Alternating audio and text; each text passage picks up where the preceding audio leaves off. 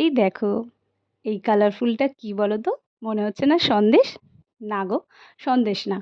এটা অ্যাকচুয়ালি ময়দা দিয়ে তৈরি করেছি। মানে আমার ছেলে লুচি আলুর দম খেতে খুব ভালোবাসে। তো আমি বিটের রস দিয়ে একটা ময়দা বেলেছি, আর হলুদের গুঁড়ো দিয়ে একটা ময়দা বেলেছি, আর একটা নর্মাল ময়দা বেলেছি।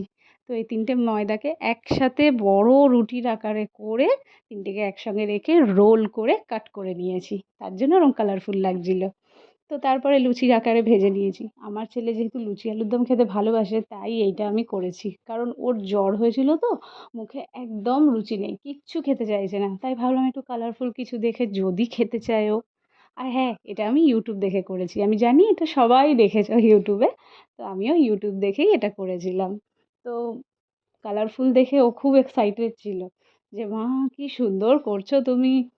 একটু আলাদা কিছু করার ট্রাই করলাম, যে যাতে ও দেখে ওর খাবারের প্রতি ইন্টারেস্টটা আসে। কিন্তু সেই একটাই লুচি খেয়েছে।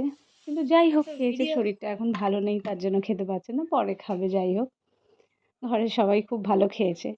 নতুন কিছু একটু আলাদা আলাদা টাইপের লাগছিল, বাট টেস্ট কিন্তু সেমই ছিল, কালারটাই যা একটু আলাদা লাগছিল।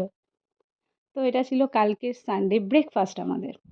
সবাইকে good morning and thank you.